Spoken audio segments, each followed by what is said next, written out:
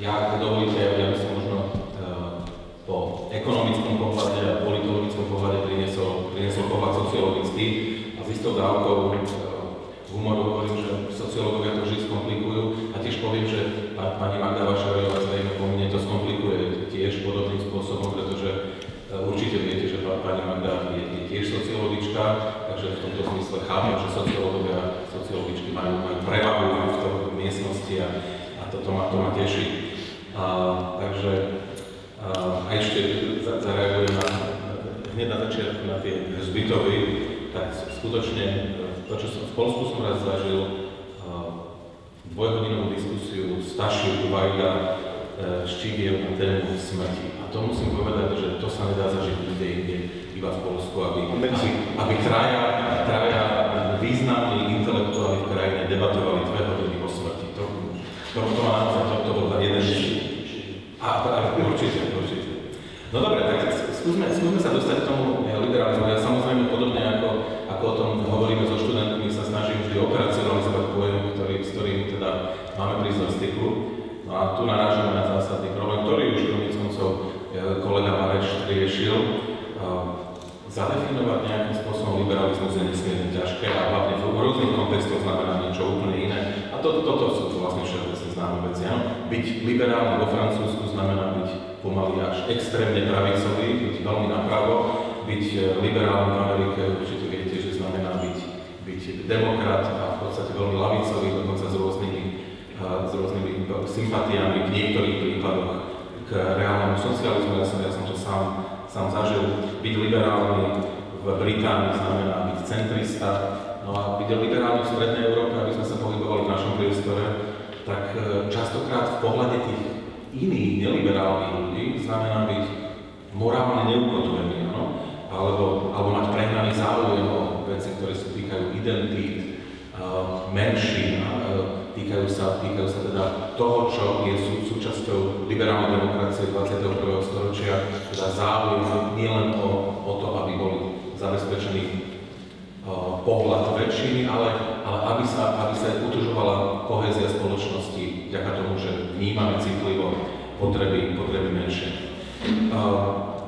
No a preto samozrejme ja v tom, čo budem hovoriť, nebudem sa nejakým spôsobom vrácať k klasickému liberalizmu, ktorý je v podstate pravicovou ideológiou. Nebudem riešiť ani sociálny liberalizmus, ktorý je vlastne ideológiou možno dnes blízkou sociálnej demokracii v Európskej únii, ale chcem sa zamerať práve na ten typ liberalizmu a vzhľadom na to potom hovoriť o antiliberalizme, ktorý vlastne vníma liberalizmus cez motto ži a nechaj žiť.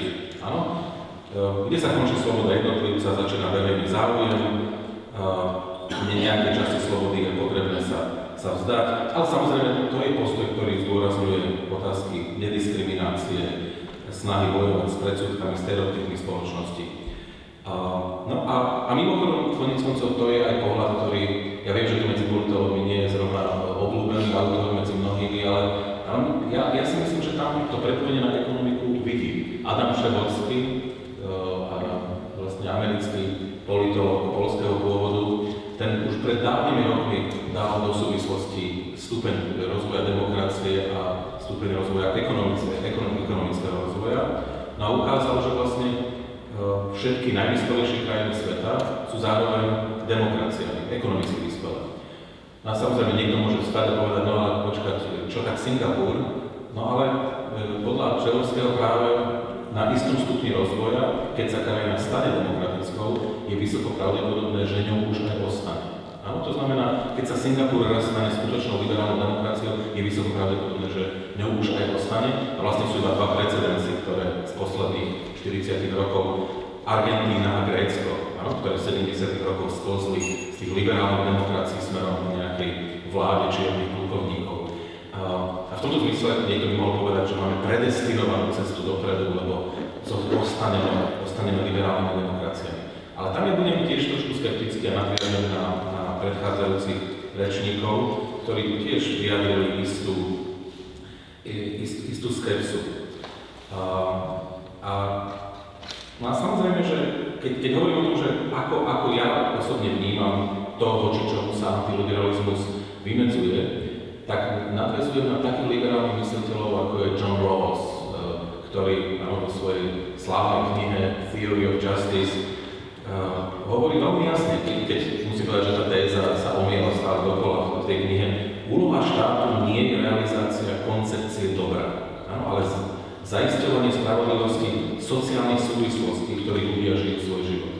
A toto mi sa zdá ohromne dôležité, pretože veľká časť ľudí v politike a práve tí, ktorí sa voči liberalizmu vymedzujú, majú snahu realizovať nejakú koncepciu dobra, či už v mene nejakých socialistických ideí, nejakých konzervatívnych ideí, v niektorých prípadoch zelených ideí, komunistických ideí, kdežto liberalizmus vlastne chce zaistiť spravodlivosť tých sociálnych súvislostí. Preto je aj nepochopiteľné, pretože obrovské množstvo ľudí takúto koncepciu prirodzene odmieta. On si hovorí, no ale kde je to dobro, ktoré má byť, ktoré vlastne nám v tomto zmysle má padnúť na hlavu. A k tomu sa vrátime. V priestore Strednej Európy, teda v tom priestore, ktorý môžeme definovať cez tú, viete, keď definujeme Strednú Európu, tak na to môžeme ísť rôznym spôsobom. Ja sa asi najviac prikláňam k tomu, že je to priestor kultúry Epplstrudel, lebo vždy, keď už vlastne prestanú podávať Epplstrudel, viete, že ste Strednú Európu opustili. No, čiže v Ulme odchádzate z Epplstrudel priestoru a za Lembergom alebo Lvovom je to podobné. No, Epplstrudel sa končí. Celý tento priestor má silné, a to pani Magda Vašarová vo svojom úvodnom vstupe povedala, celý tento priestor má veľmi silné antiliberálne tradície. No a tie sú spôsobené rôznymi faktormi. Treba ísť naozaj hlboko k historickým koreňom občianskej a politickej kultúry, aby človek začal vnímať, prečo vlastne antiliberálne tendencie aj dnes v krajinách Strednej Európy do značnej miery začínajú vyhrávať, začínajú byť populárne.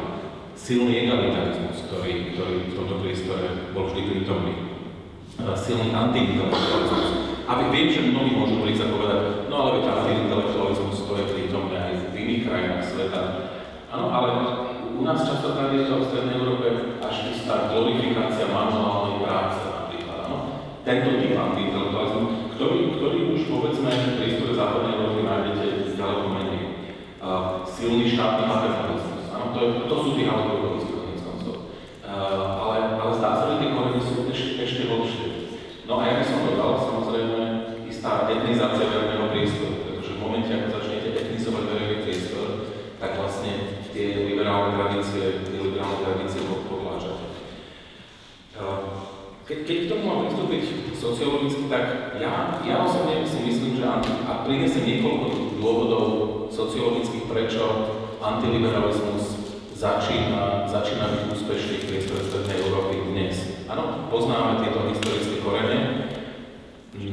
Je to základné preto, a možno teraz zafúšujem do politológie, že väčšina spôsobov riadenia spoločnosti vlastne už bola vyskúšaná. Keď sa pozrieme späť, teória elít, riadenia elít.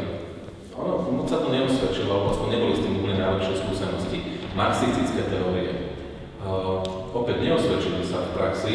Štátny korporativizmus v tej podobe, či už takej tej dramatickej podobe fašizmu, Mussoliniho, alebo aj v iných podobách štátneho korporativizmu, to tiež nie je niečo, čo by sa v Strednej Európe mimoriadne osvedčilo, ale vlastne ani ten societálny korporativizmus, ktorý vidíme dnes napríklad v Rakúsku, to nie je niečo, čo to síce môže zabezpečiť istú kohéziu spoločnosti, môže to zabezpečiť ekonomický úspech, ale ukazuje sa, že častokrát vlastne ľudia niekde na konci nie sú s tým spokojní. Preto všetky problémy politické, ku ktorým dochádza napríklad v Rakúsku.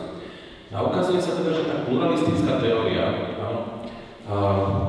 toho, v čom žijeme 21. storočia, nám tiež eroduje k niečomu, čo sme vlastne nechceli. Áno? Nejakej mediokracii, plutokracii, oligarchii alebo pseudodemokracii a veľmi často k niečomu, čo v v takej dramatickej forme bolo vidieť na Večiarovskom Slovensku 90. rokov a dneska to vidieť na Orbánovskom Maďarsku, teda tej iliberálnej demokracii. No ale v nejakej forme vlastne prvky iliberálnej demokracie môžeme vidieť aj v Poľsku a môžeme ich vidieť aj v Českej republike. Áno, čiže ukazuje sa, že vlastne aj samotná pluralistická teória, ktorá je základom fungovania liberálnej demokracie, nejakým spôsobom nám nefunguje. Sociologické vysvetlenie samozrejme hovorí o tom, že jedným z tých dôvodov možno uviesť mnoho, áno, panika stredných vrstiev. Tá ohromne prispieva k rastu antiliberálnych tendencií. Rast anómie spoločnosti, istá ontologická neistota ľudí, alebo dokonca alienácia, to odsúdenie voči spoločnosti, ktoré postihuje čoraz väčšie skupiny obyvateľstva. Fragmentarizácia sociálnej kohézie. To všetko vlastne nahráva veľmi ostro nepriateľom liberalizmu. Ale poviem provokatívne, problém je v skutočnosti na strane liberálnej demokracie možno v tom, že slúbuje príliš veľa. Áno, to je proste what you see is not what you get. Áno, vlastne slúbuje slobodu, equality, rovnosť, ale otázka, či naozaj tú equality, rovnosť aj skutočne prináša. Zdá sa, že teda vlastne keď slúbi príliš veľa, tak potom ľudia sú v tej situácii 21. storočia veľmi sklamaní, keď to tak nie je. No a navyše, dostávame sa do spoločnosti, ktorú charakterizuje to, čo by som nazval post-situácia. Postdemokratická, postmoderná, postoptimistická, alebo dokonca sa mi žiada povedať, postflagelánska. Spoločnosť, ktorá už vlastne je natoľko otúpelá, že už ani vlastne nevie byť flagelánskou, proste postheroická. A to všetko vlastne v tomto prostredí vlastne liberalizmus ťažko môže uspieť. Práve preto, že nie je ideológiou, keď teda to nevnímam ako klasický liberalizmus. Neprináša tú koncepciu dobra, ktorá by bola pretavená do veľmi jednoduchých riešení. Čiže moderný liberalizmus práve pre svoju neideologičnosť vzbudzuje dojem, že nie je schopný reagovať na výzvy modernej doby. Ulrich Beck by možno povedal, že vlastne vôbec nepodiela sa na tom, aby riešil tú rizikovosť modernej spoločnosti a aby zvyšoval schopnosť byť reflexívny. No a už hovorím toho, čiže úspešne sa budem chýliť k záveru, ale v skutočnosti si myslím, že ten antiliberalizmus, ktorý dnes vidíme v strednej Európe, môžeme chápať ako cieľ. To nie je iba nejaká podvedomá reakcia ťažko uchopiteľnej skupiny ľudí, ono je to aj cieľ. Poprvé, vidím ten cieľ zo strany omnipotentného štátu a silného biznisu. Obrazne povedané, keď sa vrátim k Anthony Giddensovi, tak dobrá spoločnosť, on vidí dobrú spoločnosť ako spoločnosť, ktorá stojí na troch pilieroch. Biznis, korporátna sféra, štát, administratíva a silná civil society, občianska spoločnosť. A tvrdí, podľa môjho názoru veľmi správne, že keď niektorá z tých nôh je posilnená alebo oslabená, tá trojnohá stolička, na ktorej tá spoločnosť stojí, začne kolabovať, začne sa posúvať. No a čo dnes vidíme? V podstate istú marginalizáciu občianskej spoločnosti v strednej Európe a tá noha biznisu a štátu sa začína zlievať do jednej ohavnej veľkej nohy. Áno, proste ako je to taká tá barová stolička zrazu. Ale je to iba jedna noha. Občianská spoločnosť je z toho vynechaná. A antiliberálne tendencie vlastne tomuto veľmi napomáhajú. Zliať dokopy istý typ biznisu so štátom a vytvoriť ten štátny kapitalizmus a snažiť sa dostať občanom z toho čo najďalej.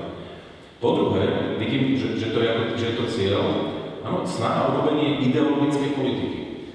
Liberalizmus pre mnohých je ťažko uchopiteľný práve preto, že sa snaží skôr riešiť ten kontext a nie presadzovať ideológiu a preto sa voči nemu vymedzujú. Po tretie, je to samozrejme vymedzenie sa voči modernite ako takej.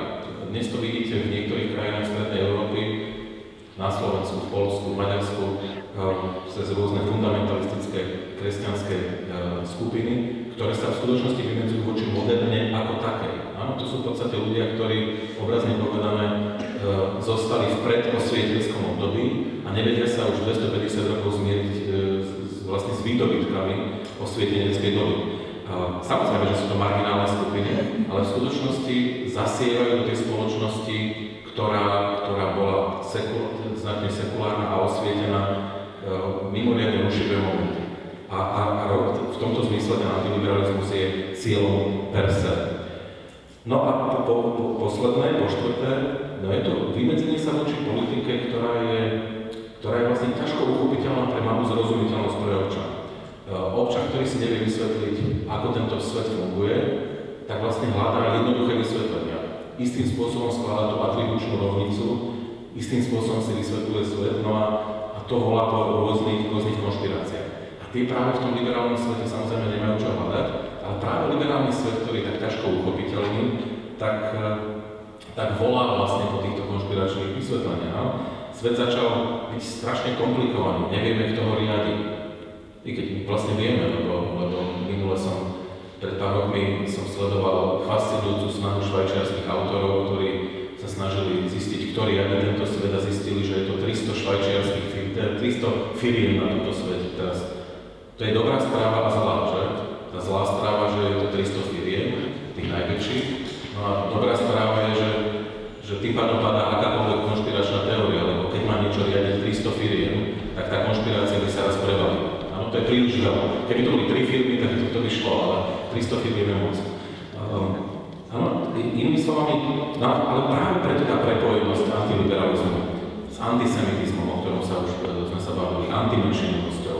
Áno, to vlastne vždy prináša istý typ atribučných rovníc, vysvetlenie, ktoré má oporu v tej diabolskej kauzalite.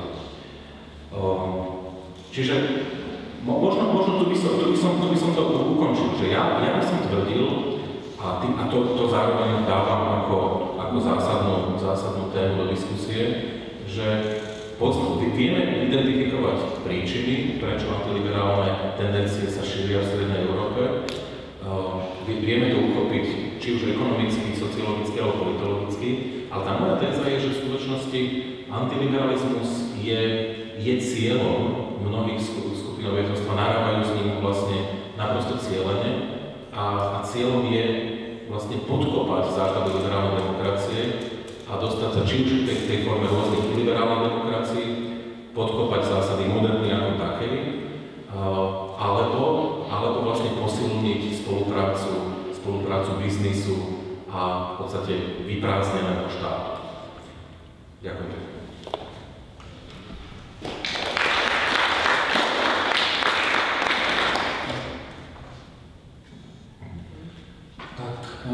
Jestli můžu něco říct já, s vámi Pavel Šaraň, jsem z Univerzity Palackého v Olomouci. Zaznělo zde mnoho podnětného. Já v té první fázi byl možná trošku skromnější a snažil bych se poukázat vlastně na některé výzkumy, které ukazují něco o České republice, v případě o střední Evropě jako takové. Samozřejmě na začátku je asi důležité definovat také to, co udělali předřečníci, to znamená, jakým způsobem chápu liberalismus. Já v podstatě jako jednoduše, jako určitý liberální, spíše tady jako životní postoj, možná bych ho chápal i tak vágně, jak ho představil Fukuyama v tom roce 1989, kdy v podstatě považoval ty západoevropské režimy, včetně Severní Ameriky, jakoby za liberální demokracii jakožto konečnou formu vlády. To znamená, že nehovoří o liberalismu jako ideologii, ale o způsobu vládnutí, který je založen na politických stranách, na parlamentní demokracii, na svobodných volbách, soutěži, na tržním prostředí, vlastně svobodách jako takových. My jsme v roce 1989 si kladli určitý cíl, a tím cílem bylo, kdybych to řekl zhruba, vlastně vyrovnat se tomu západu ve všech ohledech, to znamená převzít jednak ten způsob vlády ale také tu konzumní společnost a tu kvalitu života, tak jak jsme viděli v těch filmech, jak jsme četli o tom svobodném světě, takže to byl takový v podstatě jednoduchý cíl. Zároveň se objevovaly studie, které nám říkaly, za jak dlouho zhruba toho cíle můžeme dosáhnout. Byli zde autoři, kteří hovořili o ekonomické situaci, například ekonomové tvrdili, že rakouskou ekonomiku doženeme zhruba za 27 let. Nějak rychle nám utíká, ale že německou ekonomiku Československo dožene zhruba za 35 let, ale vidíme, že to dohánění bude trvat určitě ještě desítky let. Máme zde autory, kteří hovoří o konsolidaci demokracie. Kdy vlastně budeme tu konsolidovat demokracii, protože zmíněný B.M. Merkel nebo Ralf Dahrendorf hovoří zhruba o jedné generaci, včetně proměny občanské společnosti. Ralf Dahrendorf byl poněkud skeptičtější, hovořil vlastně o 3 generacích, tedy o 60 letech, kdy budou ty režimy plně konsolidované. Dnes jsme vlastně 25 let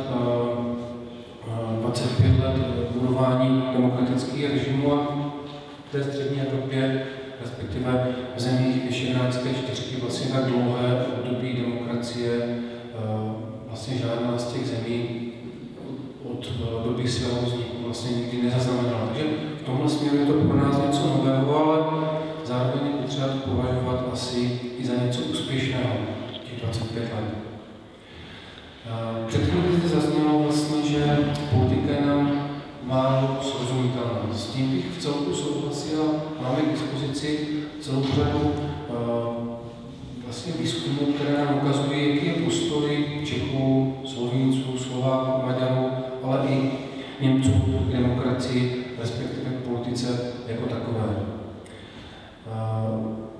My zažíváme takovou paradoxní situaci v České republice, a to je v tom, že co je vlastně smyslem nebo cílem té politiky, tak řekněme zhruba, že je to kvalita života. Ta kvalita života nám není stejné, co budeme dýchat, jak jsou vyřešeny sociální otázky, jaké je zdravotnictví, jaké jsou služby a jak vlastně my té kvality života můžeme dosáhnout. No, jenom skrze to, že se budeme nějakým způsobem starat o veřejné statky. A kdo se stará o veřejné statky? No právě ti politici, které my si nějakým způsobem volíme. A v čem je ten paradox? Ten je v tom, že právě ta politika se nám zdá natolik složitá, že ji nerozumíme, jsme pasivní a tudíž vlastně tu kvalitu života nechceme ovlivňovat, respektive to necháváme na někom jiném. Ať už jsou to politici, které si zvolíme, ale nějak třeba nekontrolujeme, nebo to potom mohou být různé ekonomické subjekty, které třeba privatizují celé sektory, tak jak je to vidět ve střední a východní Evropě.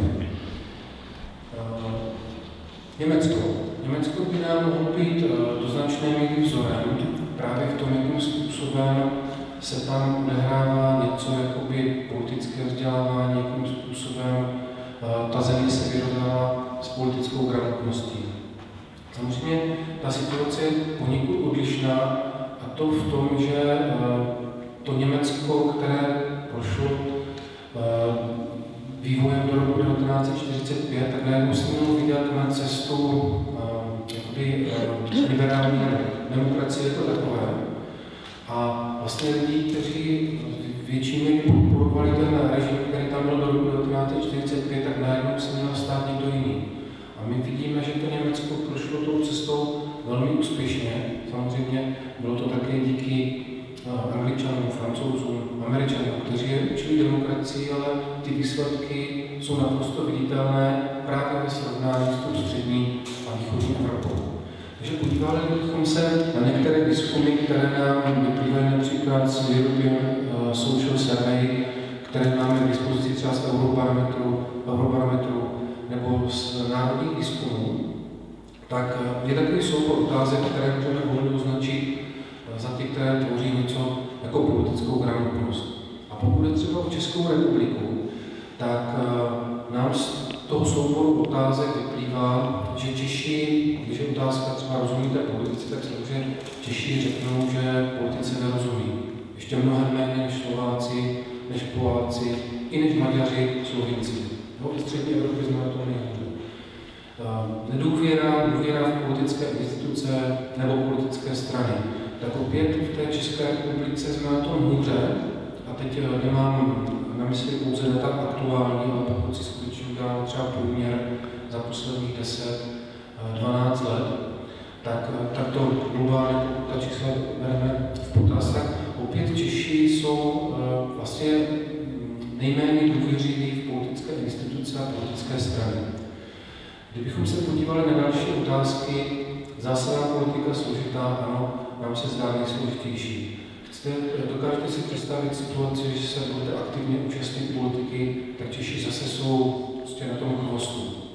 A když to tak zprůměrujeme za celou Evropu, tak ten český občan se ocitá vlastně ve skupině zemí, jako je Španělsko, Portugalsko a Řecko, což jsou země, které mají určité ekonomické, ale i sociální problémy. A ten český občan je mentálně ve vztahu k politice, k demokracii na tom, jako ty země, které mají určité problémy. A jsme na tom hůře než Slováci, než Maďaři, i než Poláci a samozřejmě také než Slovinci. Takže v tomto směru my tu politiku považujeme za něco, co se nás jaksi netýká, ta kvalita života nám přitom vlastně uniká. A teď ta otázka antiliberalismu.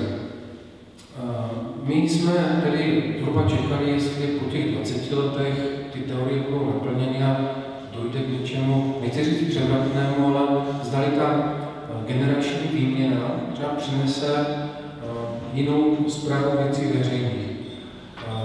Nechci paušalizovat, ale jako by se zdálo, že ta generace, která měla nastupovat, do značné míry přebírá ty vzorce těch generací starších, které se aktivně podílely na utváření politiky a společnosti v tom období 89, řekněme 2000 nebo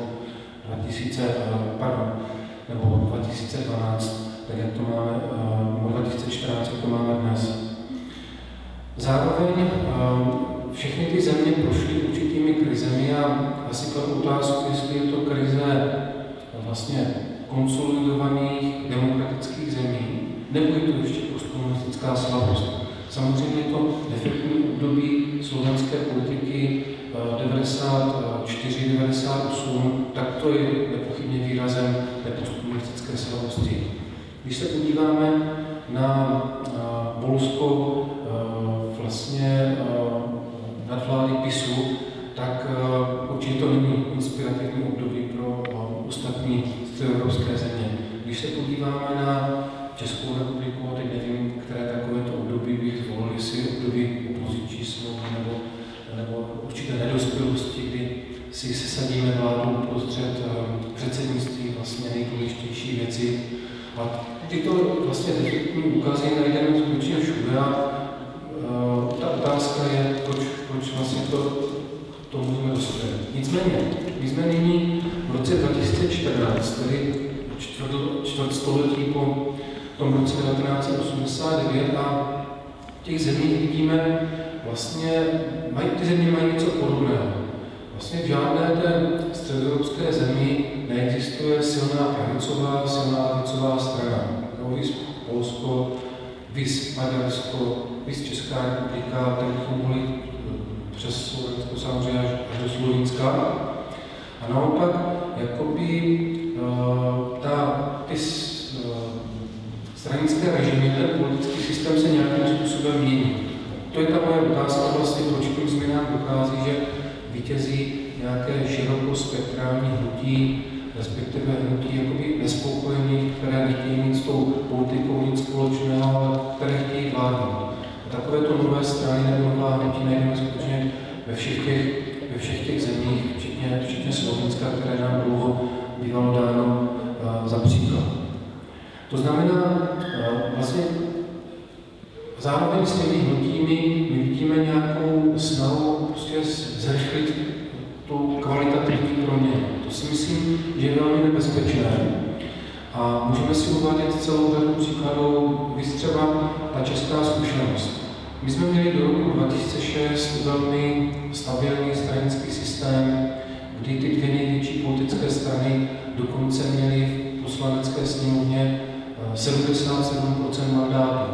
To je prostě naprosto něco neuvěřitelného, téměř to připomínalo nějaký stát, Velkou Británii, nebo nějaký stát, který má bipolární stranický systém. Pak se samozřejmě také začalo něco měnit. A vlastně v posledních, řekl bych, 5-6 letech se zde dostávají témata, jako je boj proti korupci a ty, které souvisí nějak způsobem s veřejnými statky. Ale lidé začali být netrpěliví, začali hledat samozřejmě viníky a co nejrychlejší cestu k tomu, abychom byli tím Norskem, že ta korupce neexistuje. Ale každé to urychlování nebo každá taková radikální změna je vždycky změnou horší.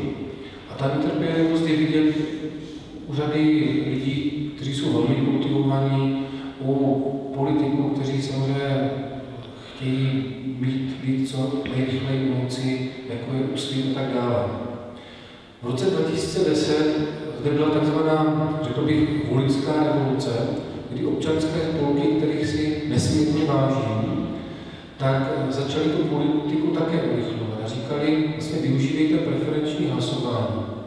Nám se zásadním způsobem obměnila poslanecká sněmovna, kdy vlastně přibylo asi 114 nových poslanců, absolutně nadpoloviční většina. Ale dostali se tam nové subjekty jako TOP 09 nebo Věci veřejné.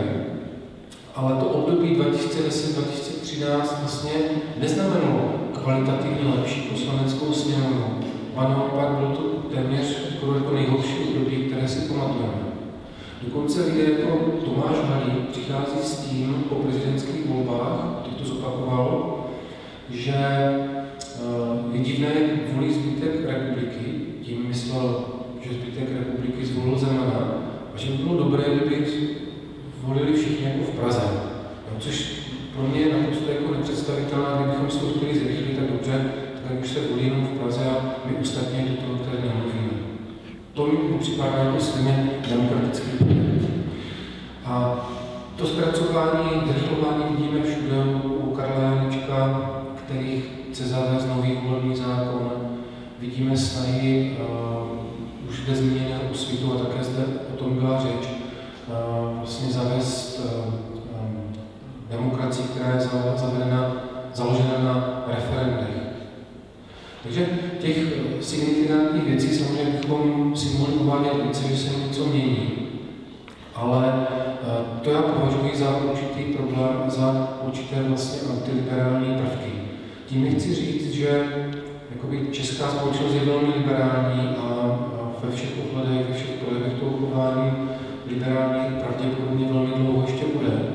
Ale zdali ten politický liberalismus, který je založen na té parlamentní demokracii, je úplně vlastní, tak tím si nejsem zcela jist. Možná vlastně ta krátká nebo to, o čem jsem hovořil, že vyznívá negativně, ale v žádném případě. No, už to, co jsem říkal na začátku, těch 25 let té svobody, demokracie je naprosto úctyhodnou dobou a takovou zkušeností jsme vlastně vůbec neprošli. No jestli bych jenom krátce ještě mluvil vlastně k hlavnímu řečníkovi, on zde hovořil o tom, že jakoby na liberalismus útočíme skrze boj proti neoliberalismu. Já bych s tím úplně nesouhlasil už z toho důvodu, že jsou zde autoři, kteří jsou velmi inspirativní a kteří říkají, že bychom neměli vlastně stotožňovat kapitalismus s demokracií. Když útočíme na kapitalismus, tak tím pádem nemusíme útočit na demokracii jako takovou. No a to asi na začátek všechno.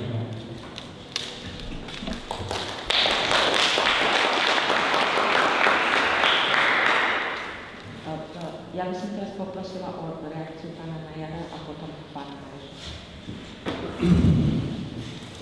Ja bym chcę rzekł za ten názor, protože samozřejmě názor na tu politickou scénu a ta sociologická analýza možná ukazuje to, co v tom našem v tom našem liberálním i antiliberálním světě je důležité.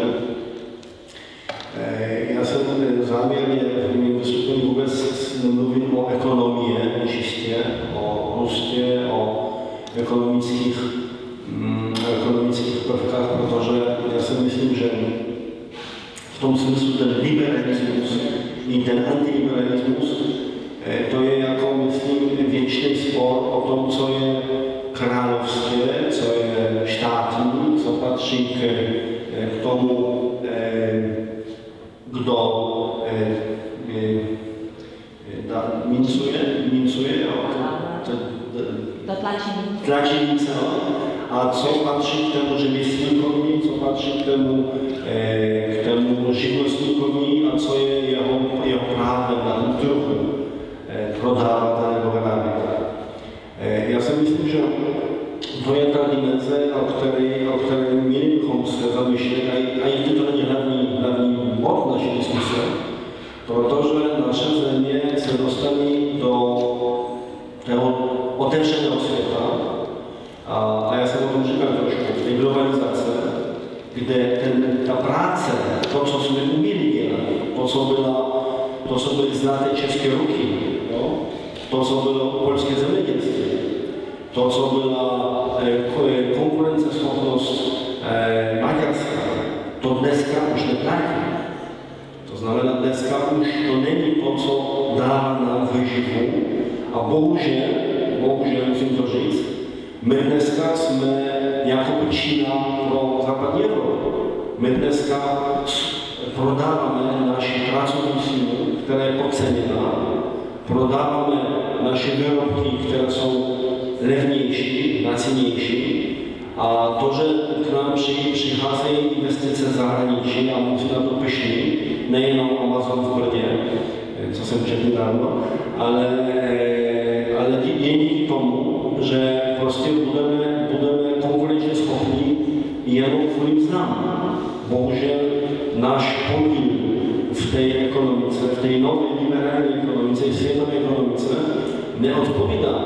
A tady souhlasím s panem kolegou s tím slibem, co nám bylo slíbeno. Nám se zdávalo, že budeme žít jako by Němci, jako by Rakušáci, sousedové, jako by Američané, a přece to je naše televize, to je naše kino, to je celá naše kultura dneska je plná amerických vzorků, ale přece to není tak, že to nám bude dáno, protože my bohužel, opět musím říct, nedostáváme ani tolik, ani není náš podíl v výrobě natolik hodnocen, a neprodáváme to, co prodáváme za tu cenu na globálních trhách. Takový komentář pro vás. Četl jsem dneska na serveru, že dneska byl odjet z Lodzi, poprvé vlak z Lodzi, to je druhé město v Polsku, do Číny. Celý rok jezdí každý týden vlak 45 vagónů z Číny, z města čínského do Lodzi, a jezdí plný čínských výrobků. A dneska mělo odjet poprvé za rok vlak z Polska, z polskými výrobky do Číny. To tak neodjede. Nebylo možné naplnit. Tak já říkám, to je ten symbol, že prostě v tom globálním a řekněme se to rovinu, z hlediska svobody, liberálním světě, kde se pohybují finanční, kapitálové prostředky, a banka, pro kterou jsem pracoval a pracuju, a přece takových na to vydělává nemáme peníze, tak naše zúčastnění středoevropské je zanedbatelné. My bohužel nejsme hráče v tom jako občané, jako výrobce kulturních a vědeckých a jak to říct, intelektuálních hodnot natolik, abychom byli vážení v tom ekonomickém měřítku. A to je jedna ještě z těch důvodů, proč ten liberalismus narazí na to, že v tom nenachází se odpověď na to, na to, na co chtějí odpověď najít ty občany. A malý komentář k tomu, že politikou se tady v Česku a na Moravě má zabývá. Víte co, já si myslím, já říkám v komerční sféře už 25 let a já vím, že existuje velké jednoduché pravidlo v obchodě. A to znamená, že pokud máš nízká cena dostupu k trhu, tak pokud je malý trh, jo, tak aby se dostal do toho trhu, stojí ty méně. Protože nemusí používat velké prostředky. Já si myslím, že všechny politické strany v naší zemi udělalo hodně proto, a pardon, že se dívám tady na poslední, budeme trošku zodpovědná za to, jako jediná zastupitelka tady jedné z našeho parlamentu. Udělalo hodně na to, aby málo lidí mělo zájem o politiku, protože pro strany, které dostávají příspěvky z veřejného rozpočtu, stojí mi dostat se do svého tvrdého, jak tomu říkám, volební skupině, než oslovit všechny, než oslovit celou společnost. Pokud strana X, strana A, B, cokoliv, chce se dostat k parlamentu, tak přece ona nemusí se dostat kvůli většině. Ona se chce dostat kvůli většině těch, kteří se zúčastní. Tak pokud zúčastnění bude nízké, no tak proč vyhazovat peníze? Proč tady oslavovat všechny skupiny? Pokud já můžu se jen držet svého, jak se říká, core electorate, taková ta hlavní volební skupina. Já si myslím, že to je důvod, proč takové nápady úplně extrémní, a tady jsou vlastně extrémní nápady, jako ta, vy jste o tom Bohladově říkali, ta referendální demokracie, která to vede trošku do absurdu. Za chvíli budeme mít demokracie, která bude zakládat se na to, že bude prostě losování. Že bude skupina lidí, kteří splní nějaké podmínky a budeme losovat toho, kdo bude poslancem, bude ministrem, prostě, aby to úplně zjednodušit, aby ukázat nějakou, že každý má šance, protože každý sasce může vyhrát. No tak proč by ne? Pokud splníš 10 podmínek a dáváme tě do nějakého petlíku, tak za chvíli budeme losovat toho, kdo bude zastupitel. To také se může stát jedním z těch nápadů. Tak aby v tom ukončit. Já myslím, že ten liberalismus a ten antiliberalismus trošku jako v tom marxistické a heglovské dialektice bude s náma ještě delší dobu, protože tímto způsobem my také snažíme se zúčastnit v globálních a v evropských debatách. Protože já si myslím, a je to správné srovnání dnešní doby se španělským, z Itálie, s Portugalskem, že my teď tímto způsobem snažíme se pochopit, proč evropský model, proč evropská křesťanská demokracie, sociální demokracie, konzervativní strany také nenacházejí řešení pro vlastní občany. Proč my tady máme český Berlusconi, proč my máme v Polsku politiku jako Lepenová, proč tak? Protože tímto způsobem, nevím, je to dobře nebo špatně, ale tímto způsobem stali jsme se součástí toho, co se děje v celé Evropě. A tímto způsobem se dostáváme jako na tu globální debatu o tom, co je dobré, co je skutečně používatelné v demokratických debatách. Pokud je to ještě demokracie. A o tom řekni pan Zoznáč. Ano, děkuji. Já musím velice krátce, abych se dostal na vaše dotazy, zareagovat na některé věci, které zazněly. Mám tam 2 až 3, které bych krátce chtěl okomentovat. To první, co zaznělo z příspěvku kolegy Najara, tam on říkal, že liberalismus možná už ničemu nerozumí. Jo? Tam samozřejmě tady bych musel sestoupit z té roviny obecného principu liberální demokracie k tomu liberalismu v tom užším slova směru, tak jak jsem napřed říkal, že o něm hovořit nebudu, jak jsem si těch liberálních stran. Tady samozřejmě se těžko dá řekl, že někdo ničemu nerozumí, ale řekl bych, že prostě existuje i v liberální demokracii svobodná soutěž politických sil a že zde mohou vedle se působit socialistické, liberální, konzervativní, křesťansko-demokratické proudy politické strany, která každá má svoje přednosti, každá svoje nedostatky a společně z té pluralitní politické soutěže může něco vzejít a v tomto směru samozřejmě se mohou ty liberální strany v lecčems mýlit a v lecčems pravdu mít nemusí. Kde právě trošku vidím problém, a teď to neposouvám řečníkovi, to řekl, ale to, co vidím ve středoevropském prostoru, a dokonce nejenom v něm, je to, že se najednou dědictví liberalismu chápe něco jako stejně negativního jako dědictví komunismu nebo nacismu. Že najednou se prostě objevuje problém liberalismu jako dědictví, které je dáváno na roveň těm totalitárním ideologiím a dědictví totalitárních režimů. A tady bych polemizoval, zda a tvrdím, že to dědictví liberalismu není podle nás totožné i třeba v kontextu tzv. Teorie extremismu, že prostě se nedá stavět liberalismus na roveň těm komunismu, těm nacismu a podobně. Co se týká poměru kapitalismu a demokracie, kterou byl Pavel Valšraní, já si vlastně to ani neřekl. Tam to strašně zase závisí na tom, jak budeme definovat kapitalismus. Asi tedy v současné době nějaký ten dickinsonovský kapitalismus 19. století nebudeme sotožňovat s liberalismem a potom se může bavit, jaký tedy jiný ekonomický model, než nějaké zmixované formy tržního a státního hospodářství jsou ještě akceptovatelné pro demokracii, které ne. To bychom se dostali do definiční problém toho, jak definujeme kapitalismus a jak definujeme případně jiné formy hospodářského uspořádání. A to potom souvisí i s tím problémem neoliberalismu. Já si spíš myslím, že ten neoliberalismus, že s ním je různým žonglovat.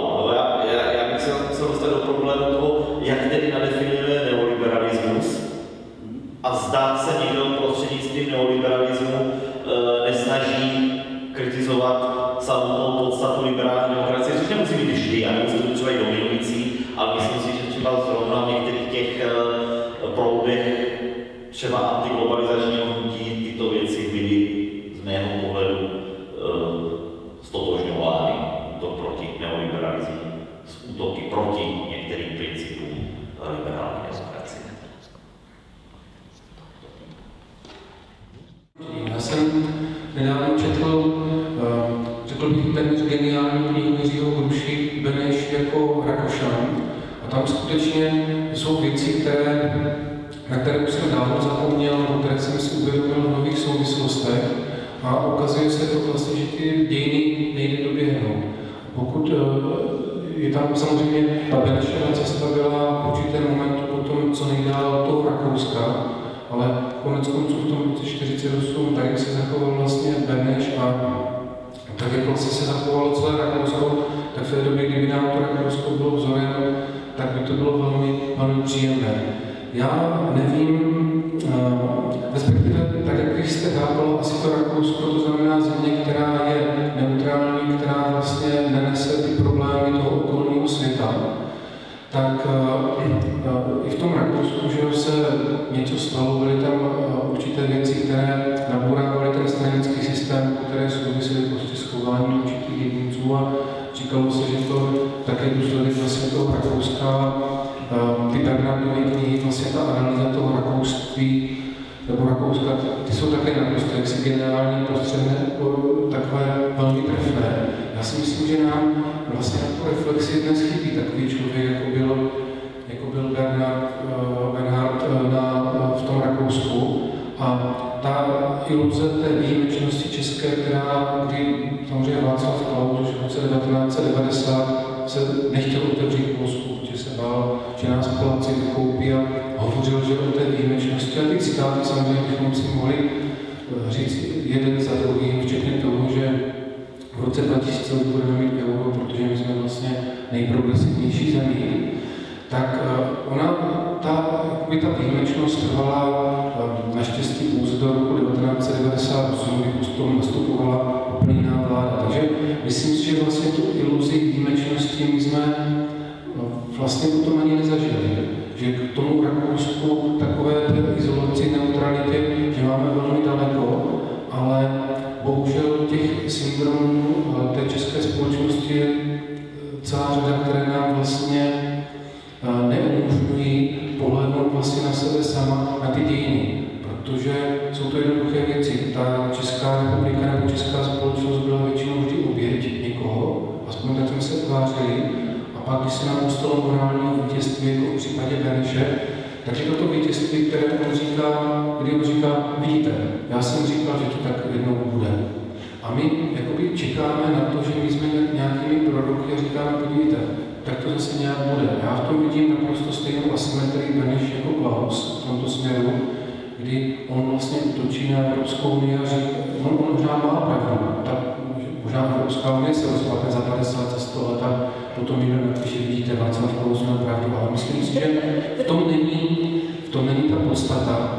A to vlastně, proč my vlastně nedokážeme se podívat na ty svoje na ty naše dějiny.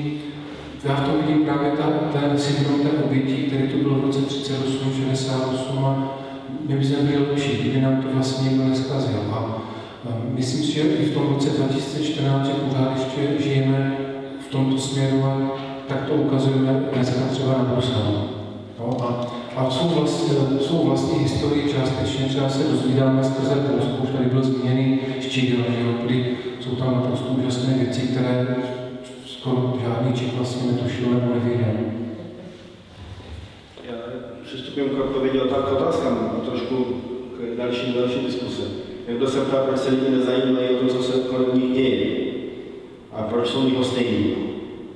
A co dělat, aby se to změnilo? No, trošku filozofická otázka. Ale to je trošku taková odpověď v tom žánru, o kterém mluvím. Lidi se zajímají. V Polsku lidi se zajímají. A 2 miliony Poláků odejdą z Polska. To je taková odpověď. Protože oni se cítí už současně evropského prostoru. A já v tom se budu moc optimista.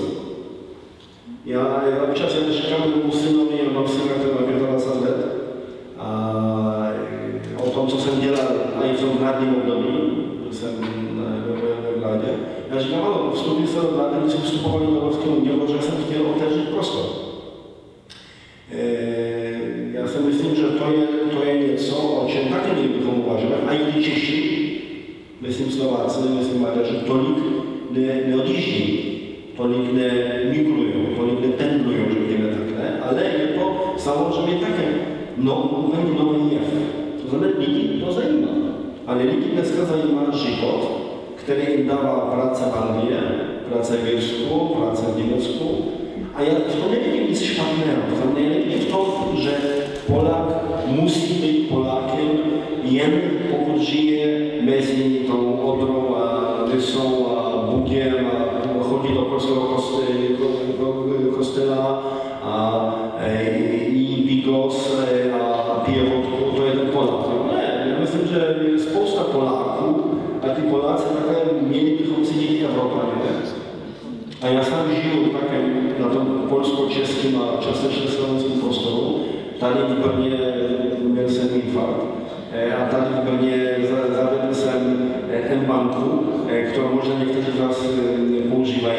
Nedělám tady žádnou reklamu, ale to je moja zkušenost přeshraniční. A to je také nový jev. To znamená, lidi, ano, budou se zajímat do jisté míry.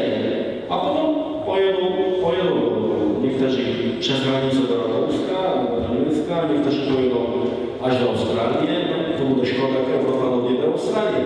Ale já budu rád, jak ten Evropa bude platit daně v Evropě a bude kupovat evropské výrobky a bude tímto způsobem nového druhu vlastnice, protože já si myslím, že ne každý, a tady budu trošku antipolák, protipolák, ne každý musí do Evropy se svým hřbitovem. Někteří chtějí do Evropy s něčím jiným, se svou manželkou, se svou představou o budoucnosti, se svými touhami. A v tom smyslu samozřejmě to, že on bude udržovat ty vztahy Dneska díky internetowi, díky mobilnímu telefonu, díky tomu, že se projíždí přes hranice jednoduše. A není to kraj, to už nejsou ty problémy, které jsme měli minulé.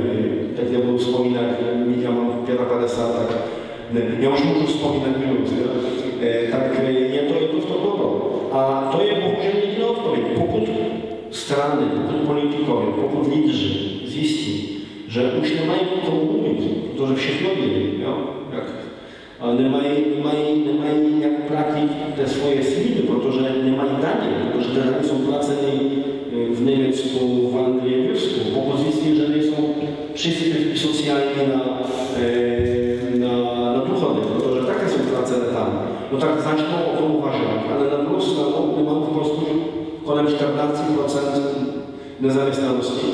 Tak já jsem rád, že tímto způsobem také se uvolňuje prostor a lidi, te 2 miliony lidí, kteří pracují v zahraničí, alespoň nejsou tím problémem vnitřním. Tak možná to je nepřímo odpověď na tu otázku, protože rozumím, že možná vás zajímá jiný druh vztahů mezilidských, ale já si myslím, že ten evropský prostor a tím způsobem ta svoboda, kterou máme, teď můžu říct díky liberálnímu přístupu, dává našemu evropskému projektu také budoucnost. To je moje odpověď na jednu z 4 otázek, které tady jsou. Nevím, kdo teď, pan docent? Některý? Tak já jsem překvapivě dostal slovo, ale mohu v tom tedy pokračovat ve vazbě na tu otázku o tom, jak zvýšit formy participace. Myslím, že si nikdy dostat do té éry, možná snad i meziválečného období, kdy tady byly masový zájem o politiku demonstrovaný třeba masovým členstvím v politických stranách. Nebo to, že lidé četli stranické noviny, diskutovali o politice a žili politicky v podstatě celým svým životem částečně rodinný, se zapojovali do ženských stranických svazů, tělovýchovných stranických svazů a podobně.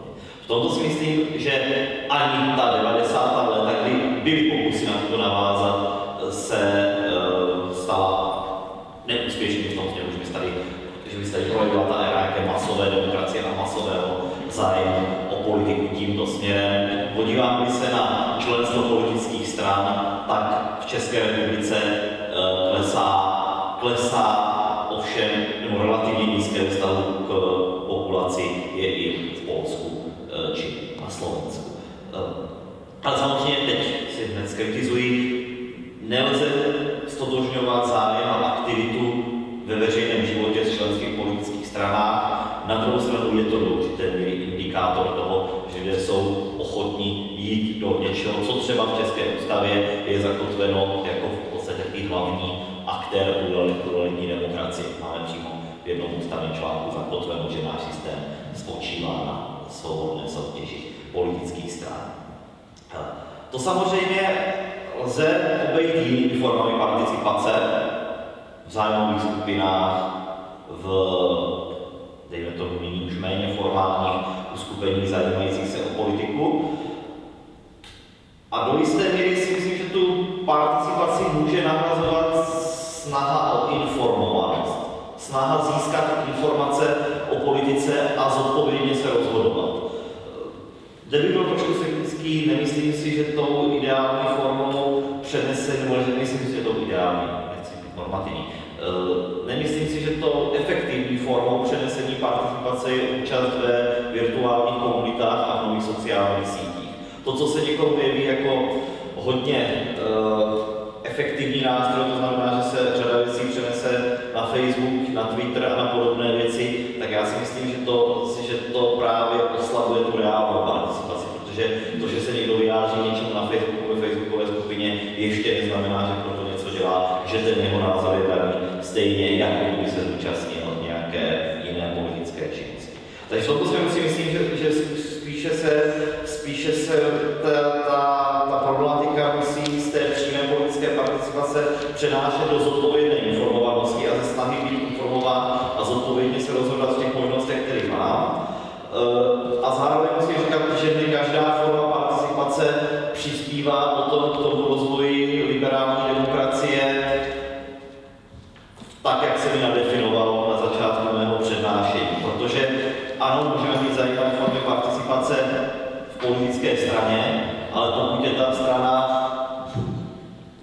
co je otázka, zda jako celé přispívá k rozvoji liberální demokracie, tak je to sporné. Víš, třeba masová základna komunistická u nás, kde samozřejmě mohu vidět některé třeba pluralitní prvky přispívající k diskuzi, ale zároveň ta velká část té základny je mentálně zakotvena třeba v obhajobě minulého režimu.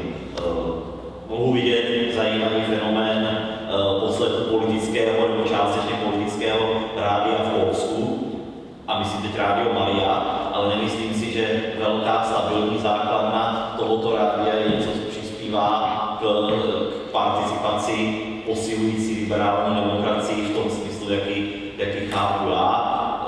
Mohu oceňovat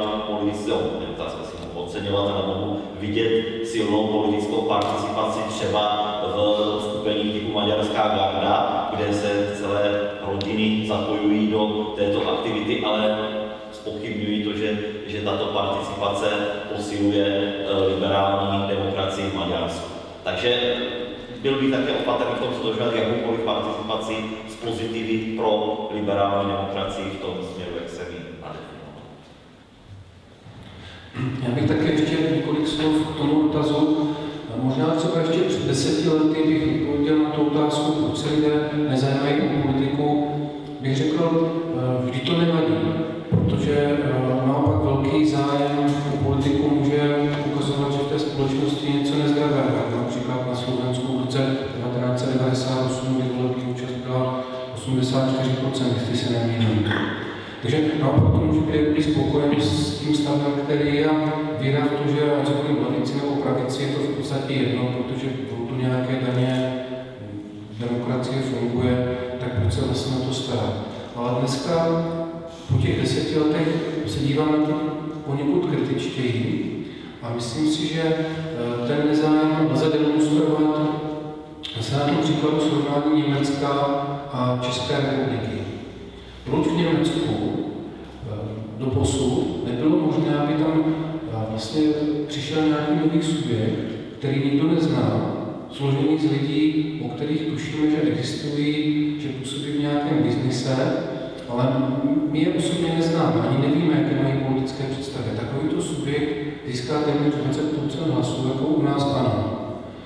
No, my o těch lidech vůbec nic nevíme, jestli jsou politicky gramotní, jaké mají preference, jaké zákony chtějí prosazovat. To vůbec nevíme, a my volíme protestem. To si myslím, že to Německo je na tom mnohem lépe v tomhle směru, že oni jsou pozornější a říkají si, že ten člověk, já ho neznám, neprošel ani komunální politikou, ani regionální úrovni a najednou já bych ho měl volit prostě v té nejdůležitější oblasti nebo úrovni politiky, jako je parlamentní úroveň.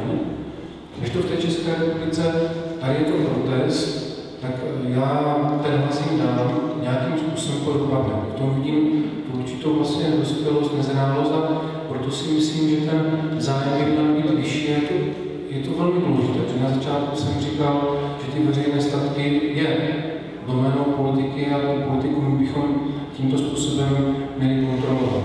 A samozřejmě tam je ještě taková otázka, nebo to poslední, vlastně jakým způsobem se to změní. My pravděpodobně tu politiku skutečně nemůžeme urychlovat a jde o to nějakým způsobem zvyšovat politickou gramotnost. Když zase najdeme teorie, které říkají, že stačí, když je 10% populace politicky gramotných a ty volby dopadnou tím způsobem, jakým dopadnou. Ale s tou teorií já příliš nesouhlasím. Ta politická gramotnost je velmi důležitá. Bohužel musíme začít velmi pracně jakoby od znovu. A existuje celá řada forem. My máme v celku velký úspěch třeba s takzvaným divadlem Fórum, což je forma divadla, kdy herci přehrají určitý příběh, například, který souvisí s lokální problematikou, že někde místo parku má být supermarket. No, tak chodí slečna, paní je na mateřské, chodí soused, zvoní soused, druhý soused, třetí soused, všichni si ji vyslechnou, večer přijde manžel, ten si ji také vyslechne, jde za starostou a nakonec po tom jejím 3měsíčním martyriu přijde rozhodnutí, že ten supermarket tam bude, takže celý příběh končí tragicky.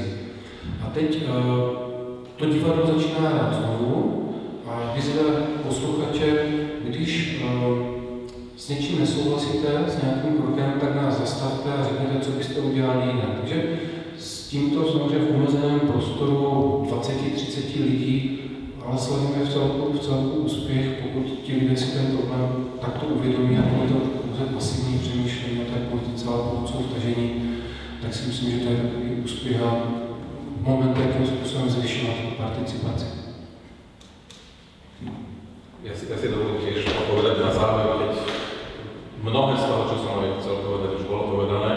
Zareagujem iba, že ak teda v Českej republike si mnohí myslia, že zvoliť áno je prekvapivé, tak sa môžu prísť pozrieť do Slovenskej republiky na nového prezidenta, ktorý, áno, ja v podstate kvitujem, že jedna strana neobsiahla všetko, ale bolo to klasické antihlasovanie a vlastne myslím, že slovenskí občania iba bude teraz zisťovať, koho zvolil a možno sa dočkáme príjemných prekvapení, možno nepríjemných, ale vlastne to nevieme.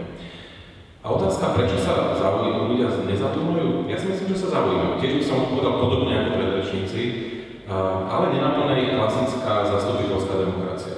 A teraz čo s tým? Na jednej strane vidíme, a na pôde tejto fakulty vlastne môžeme povedať, jej bývalý dekan a bývalý rektor Masarykovej univerzity napísal knižku Politika, jaká má byť, že? A teraz tvrdí, že v 21. storočí ľudia by mali hromadne vstupovať do politických strán, podobne ako to bolo koncom 19. storočia, lebo to je jediný osvedčený spôsob, ako participovať na tej liberálnej demokracii. To ale sa ukazuje, že dnes už nefunguje týmto spôsobom. Ľudia takto to nevnímajú. Nenaplňa tá klasická zastupiteľská demokracia.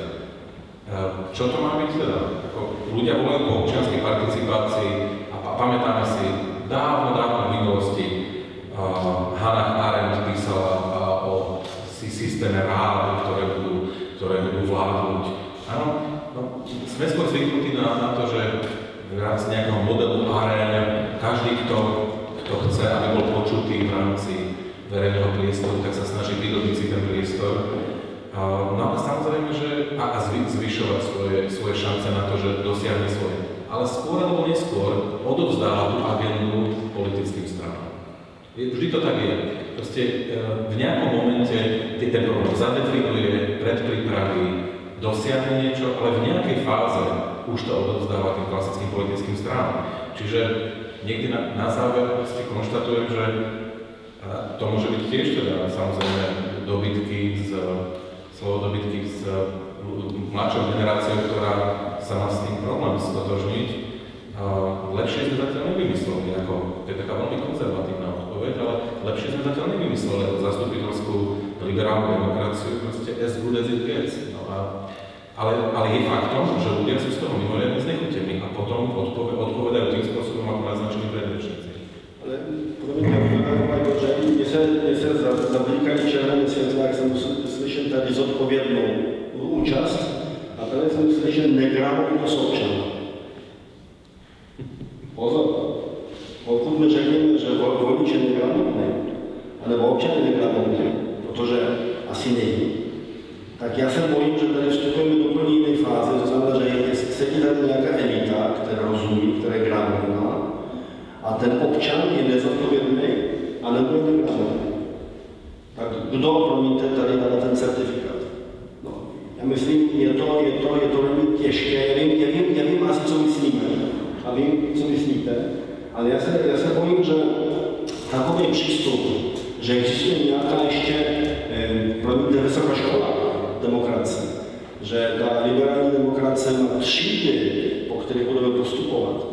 A existuje nějaká pyramída, v rámci které ten občan je zodpovědný, méně zodpovědný, nezodpovědný, protizodpovědný a tak dále.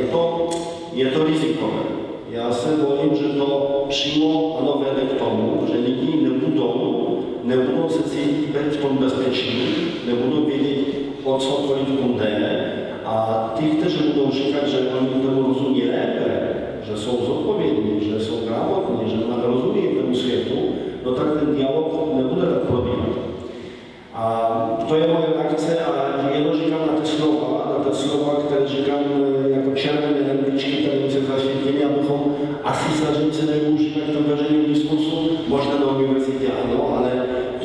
těžko, jak to funguje v realitě. Tady byla taková otázka, jaký je nejliberálnější štát v Evropě. Nevím, jaký je měřítko. To bylo třeba střední, to jsem dal dobře, jo, střední. No tak já si myslím, že pokud se podíváme na to z hlediska liberalismu jako způsobu fungování společenství, ekonomiky a samozřejmě těch hodnot, které jsou v tom běžném životě, tak já vám řeknu, a není to jen kvůli tomu, že jsem na České republice pro mě nejliberálnější České republiky.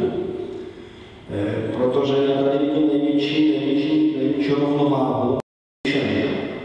My můžeme být hodně liberální některé prvky v některých zemích, ale ostatní nebudou liberální. Teď nebudu jmenovat, protože bude to příliš dlouho a složité, ale pokud řeknu, co je konsistentní v svým chování a své liberálnosti, já to řeknu, mravní,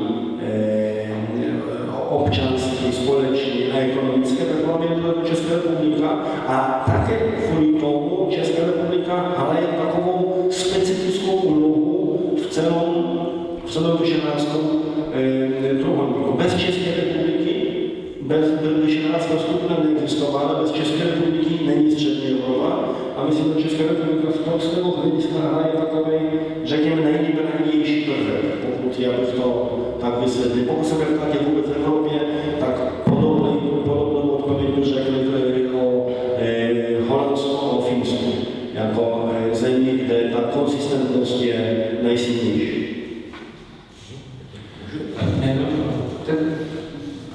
Té gramotnosti, obecně gramotnost víme, co je. Cítíme, že je lepší, když člověk umí psát a číst, než když to neumí.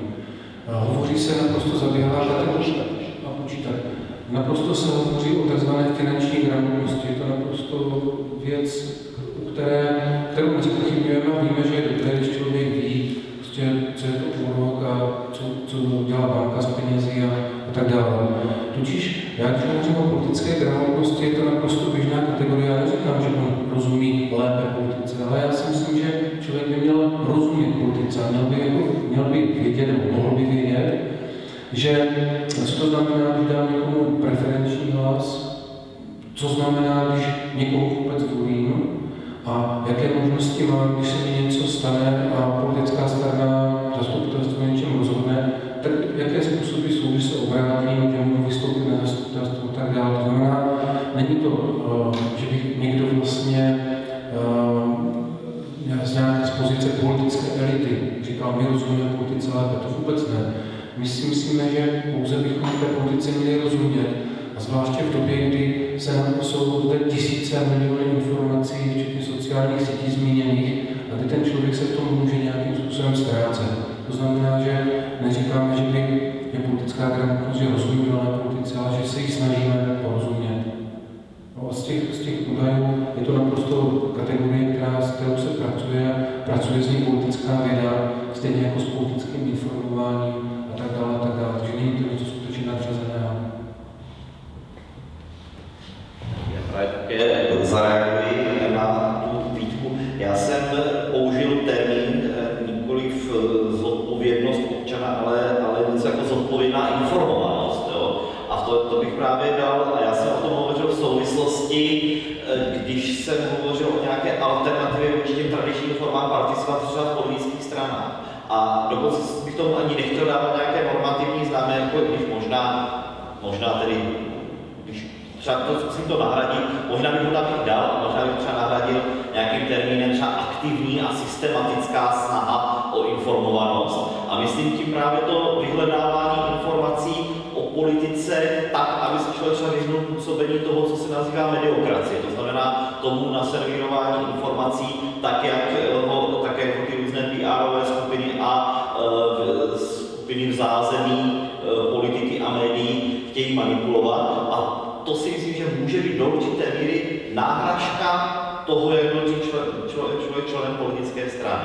A jestli jsem tady před chvíli bych se kriticky vyjádřil určité angažovanosti na Facebooku a na sociálních sítích, tak kde bych zase viděl do určité míry alternativu či tradiční politické participaci, tak je blogsféra. A to si myslím, že třeba se mohou vyprofilovat silní blogeři, kteří svými názory mohou přispět k pluralitě a k posílení principů liberální demokracie.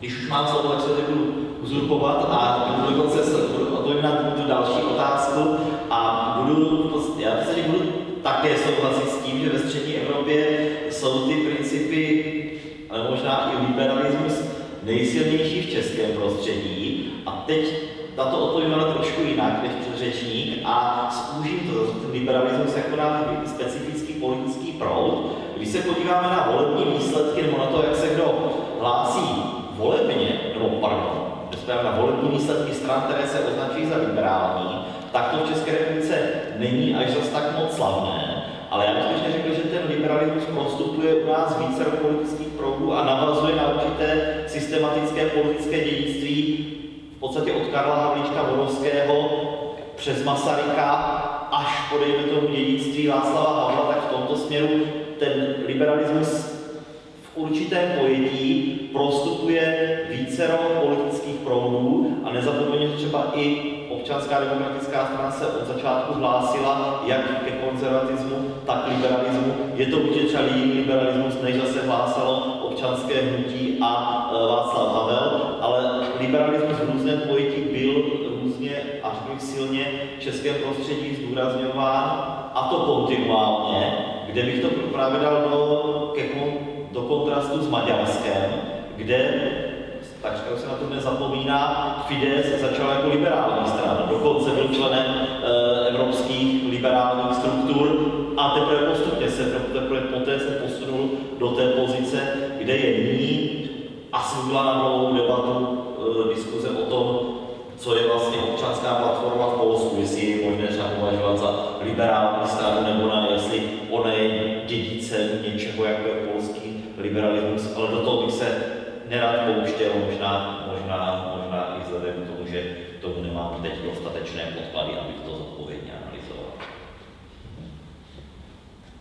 Ja teda budem kratšie ako predrečníci a skôr pôjdem v tej línii, ako som o liberalizme hovoril ja. Ja tiež považujem za najliberálnejšiu krajinu Strednej Európy Českú republiku a skôr vidím to teda nie politologickými očami, ale skôr cez témy, ako je ochrana niektorých menšín a snaha o inklúziu skupín, ktoré v iných krajinách Strednej Európy sú predsa len nejakým spôsobom stigmatizované. To je veľmi krásne to vidieť napríklad vo vzťahu k LGBT komunite v tejto krajine a na druhej strane v Poľsku, Slovensku a Maďarskej republike. Pardon, Maďarsku, už to nie je republika, aby sme boli presní. Podľa novej ústavy, sám som sa teraz vlastne prichytil pri tom, že ešte stále žijem v starom svete, kde Maďarsko bola republika, ale to už je tiež história. Takže v tomto zmysle si myslím, že tá snaha o vytváranie koncepcie nejakého dobra v Českej republike je asi najmenej prítomná.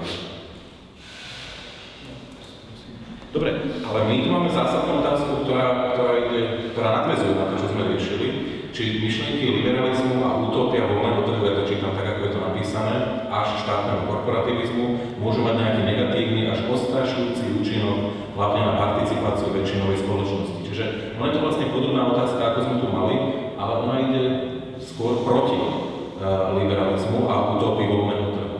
Či teda participujú na tom tieto myšlienky.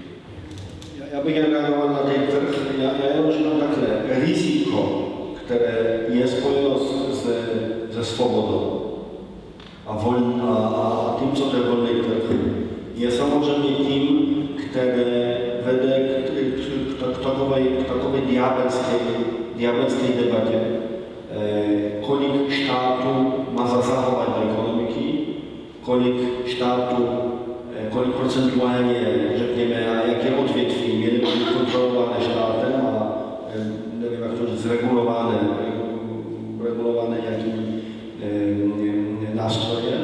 A já pocházím z bankovnictví, které je regulovaným a dohledem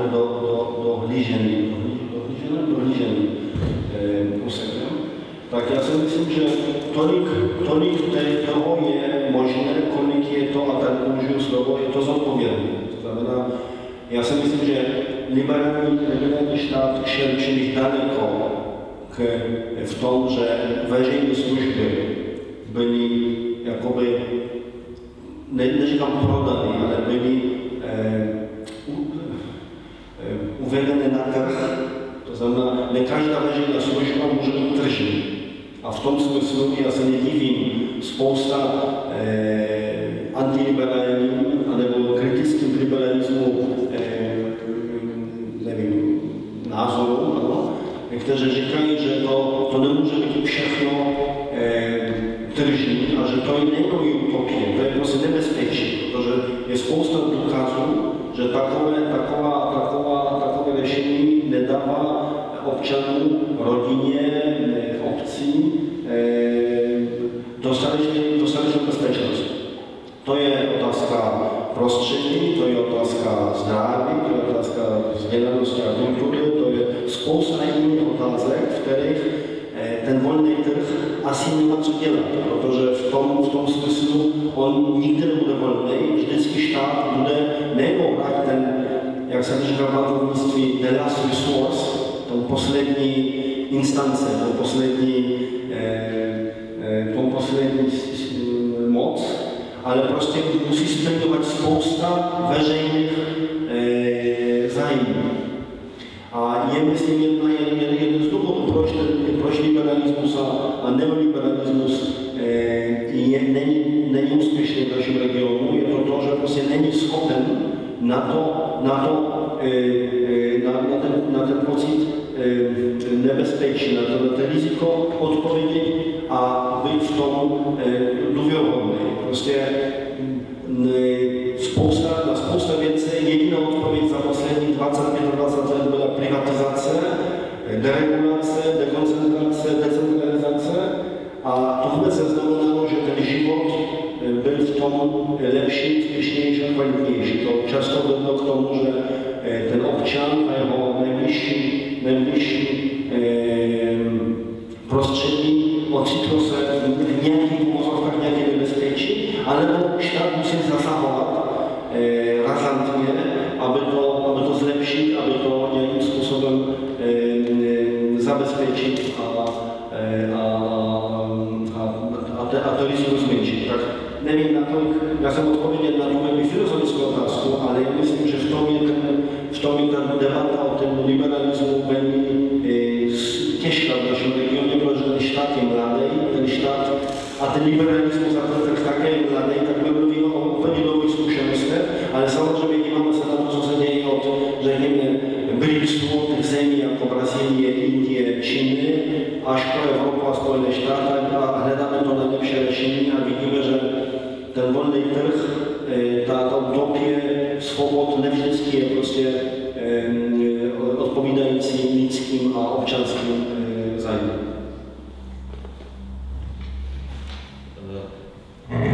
Já tedy pokud se k této otázce mám vyjádřit, tam to právě směřuje tedy zda tyto myšlenky liberalismu a utopie volného trhu a státního korporatismu mají vliv na politickou participaci. Teď se přiznám, že bych potřeboval tu otázku vysvětlit, zda se tedy myslí ta utopie volného trhu jako jeden pól a státní korporativismus jako druhý pól nějakého ekonomického uspořádání, to bych asi, nebo zase to myslí synonymně, což bych potom chápal méně. Já si myslím, že ten vliv na participaci může být různý. Já mohu říct vliv na participaci reálný, který jsem pozoroval třeba i u svých vrstevníků v 90. letech, kdy pod vlivem skutečně liberalismu a konzervatismu typu Margaret Thatcherové nebo takových té chicagské školy a podobně vstupovali někteří lidé do politických stran a věřili tehdy té ideji, kterou hlásalo tehdejší vedení ODS a přispělo to k politické participaci, ať ji hodnotím pozitivně nebo negativně, ale přispělo to k politické participaci v stranách tohoto typu, anebo třeba to potom ODA, část mladých intelektuálů, takto zaměřených, pohltila do svých řad, než dopadla poměrně neslavně. Na druhou stranu, když se podíváme na poslední roky na ty nové formy participace, tak v rámci odporu vůči neoliberalismu a myšlence volného trhu vznikla hnutí typu Occupy, typu možná Anonymous, to je spornější, tak to bych vzal zpět, ale vzniklo ještě předtím relativně silné antiglobalizační hnutí, no a ať už to dává pozitivní nebo negativní znamenko, tak to posílilo specifickou formu politické participace.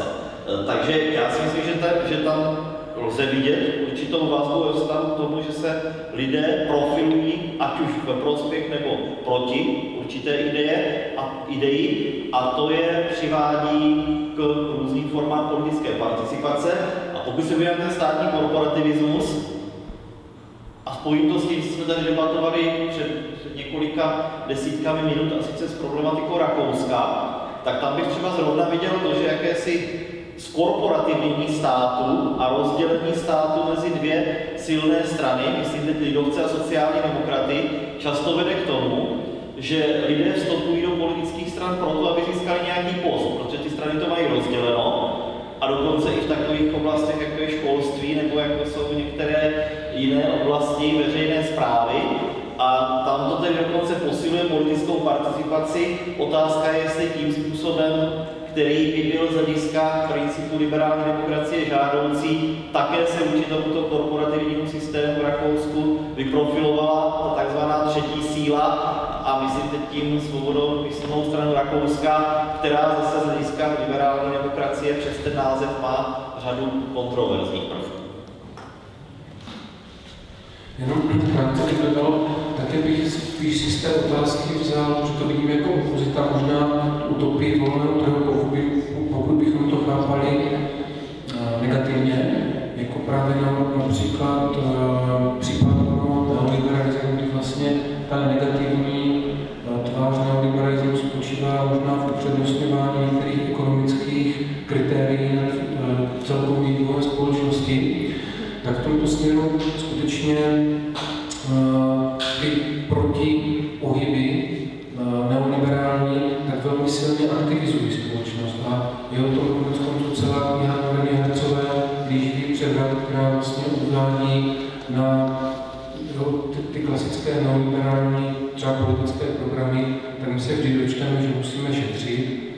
To je vlastně naším cílem, že když k nám vstupuje nějaký investor, tak ano, my mu splníme podmínky, on si ještě vybere vlastně, kolik daní tady bude platit, respektive ty daně přelíje a že chce nějaké ekonomické výhody. A vlastně ten občan nebo ta kvalita života je potom až ve druhém směru a koneckonců na tom třeba patrně postaví svou kampaň ANO 2011 v podzimních volbách, kdy řekne, města doposud prošustrovala všechny peníze a my přicházíme a uděláme v tom pořádek a ten stát se musí řídit skutečně jako firma.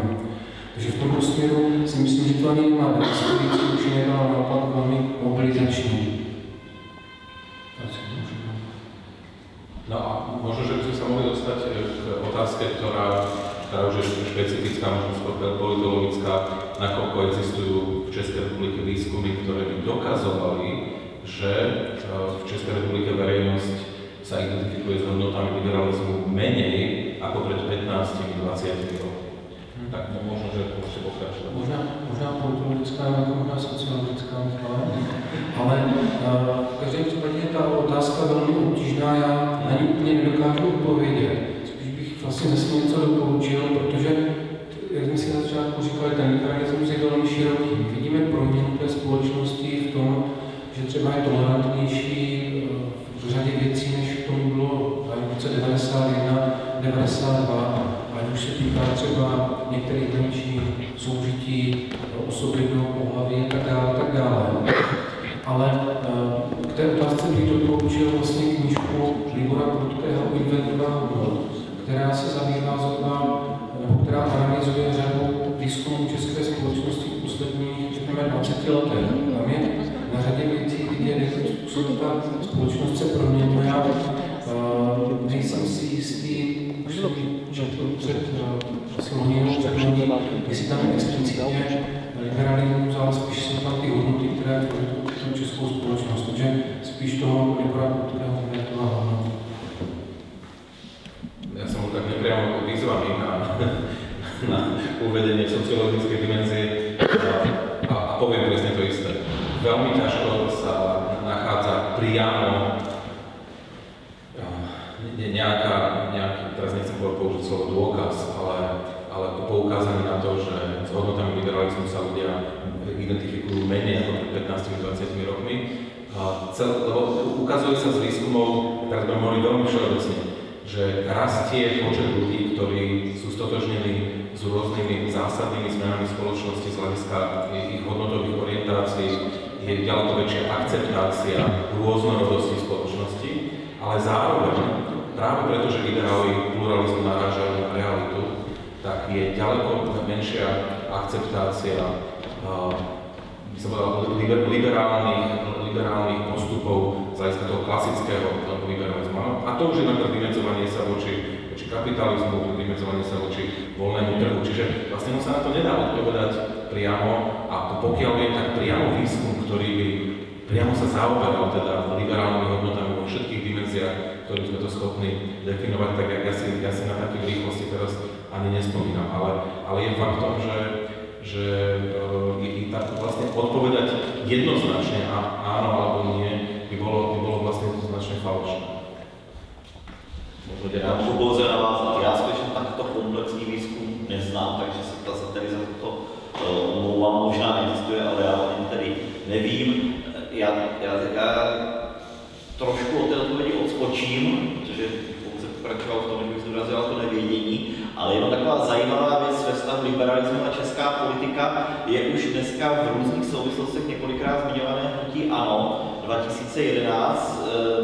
Nevím, jestli jste to zaregistrovali, ale jeho kandidát, hlavní čelný kandidát do Evropského parlamentu, pan Telička, v rozhovoru pro Hospodářské noviny řekl, že zahajuje jednání právě s evropskými liberály o budoucí participaci hnutí v Evropském parlamentu, pokud by se do parlamentu dostalo, aby tam zřejmě nebylo izolováno. Je tedy zajímavé, že samozřejmě asi to pro voliče nebude nějaké hlavní poselství, ale je zajímavé, že vlastně nejdynamičtěji se vyvíjející strana v České republice opět začíná koketovat s liberalismem, což svědčí minimálně určitém étosu liberalismu v tomto prostředí. Ja môžem oponovať. Do tej liberálnej európskej rodiny sa totiž dostanete najrýchlejšie. Tam nie sú také podmienky. Dobre. Ja mám pocit, že sme vyčerpali tie témy, ktoré máme z pléna. Máte ešte nejakú napísanú otázku? Nie. A ak to tak nie je, tak ja by som si dovolil ešte predtým, než pani Vašarová vlastne to uzavrie na našu debatu o okrúhly stôl, tak povedať vlastne to, že antiliberalizmus, tak ako sme sa o ňom bavili, myslím, že sme otvorili viacero tém a samozrejme nemali sme ambíciu ich uzatvoriť. Mne osobne, keby som mal povedať ja na záver, a tým chcem vyzvať aj všetkých ostatných rečníkov, aby povedali pokúsili sa o sformulovanie nejakého záverečného odkazu. Ja musím povedať za seba, že pre mňa ten záverečný odkaz o antiliberalizmu v Strednej Európe je ten, že ja osobne by som ho nevnímal a priori ako nebezpečenstvo, ktoré by sme mali, na ktoré by sme mali poukazovať ako na niečo, čo zásadne ohrozuje 21. storočí vývoj týchto krajín. Problém skôr býva v tom, že príliš často, a dokonca tá korelácia, ktorá musím povedať, je veľmi častá, býva sprevádzaný v Strednej Európe s inými antizmami, to znamená antizápadnosťou, antimenšinovosťou, veľmi často antisemitizmom. Áno, čiže a veľmi často s antisystémovými postojmi. To znamená, ja som teraz chcel tým povedať, že to, že niekto je antiliberálny, ešte neznamená a priori, že jednoducho máme tam dať nejaké negatívne znamienko. Problém nastáva až vtedy, a to nastáva bohužiaľ čoraz častejšie, že sa antiliberalizmus spája s antisystémovými prejavmi tej spoločnosti. A o tom vlastne, keď sme tu spomínali niektoré veľmi konkrétne politické strany v Českej republike, tak vlastne upozorňovali sme predovšetkým na túto dimenziu. Neviem, či sú ostatní rečníci dodať k tomu? Pokud začneme z této strany, tak já v podstatě souhlasím zpětně s tím, záleží na tom, jak si nadefinujeme liberalismus a pokud ho budeme chápat v tom obecném slova smyslu jako prvek systémový liberální demokracie, tak právě proto jsou problémové ty útoky vůči němu. A co se samozřejmě potom může spájet s tím, o čem jsem také hovořil, to, že se vlastně liberalismus najednou klade na roveň totalitárnímu dědictví tohoto prostoru, což považuji za problematické. Poslední věta. Já jsem včera přijel z Francie a já si myslím, jak se dívám na francouzské a přímo jsem četl noviny, chodil jsem na schůzky ekonomické a také veřejné, tak tam není debata o antiliberalismu. Já si myslím, že je trošku náš problém, náš středoevropský, kde jsme se definovali to, co se děje za poslední 20 let jako liberalismus. A teď to, co dneska nám asi ne vždycky funguje, nebo funguje rozlišně, nebo není skutečně ve všem dobré, říkáme, že je to antiliberalismus. To je ten problém, co jsem definoval na začátku, ta jedna cesta. To není jedna cesta, jsou různé cesty, jsou různé řešení. My tak musíme se dívat na sever, na jih, na západ, ale také často na východ. My musíme také rozumět, že naša účast v evropské debatě to není o liberalismu nebo o neliberalismu, tam je mnohem konkrétnější debata, mnohem konkrétnější věce, týkající se svobody, týkající se společnosti, týkající se veřejných otázek. Tak já si myslím, že naše debata je dobrým, jak to říct, ukončením toho desetiletí Evropské unie. Já si myslím, že přes dalších 5-10 let my nebudeme diskutovat o antiliberalismu, budeme diskutovat o konkrétních prvkách, které ohrožuje nás jako, říkám ještě jedno, občana, zaměstnavatele, zaměstnance, podnikatele, plátce, daní a tak dále. A liberalismus jako jediný koncept bude, anebo neoliberalismus, bude historickou kategorií, protože spousta jiných ideologických kategorií už nepatří do dnešní debaty v Evropě. Dnešní Evropa nediskutuje o ideologii, diskutuje o reálních postojích. A to je evropská koheze, evropská, jak to říct, taková integrace, říct, ukazuje nám, že prostě něco bude v zájmu Evropy a my budeme v tom zájmu pokračovat, anebo bude proti zájmu Evropy a nebudeme to definovat jako antiliberalismus, ale budeme definovat jako tady, promiňte, že použiju vašu větu negramotnost, anebo použiju vašu větu nezodpovědnost, než antiliberalismus.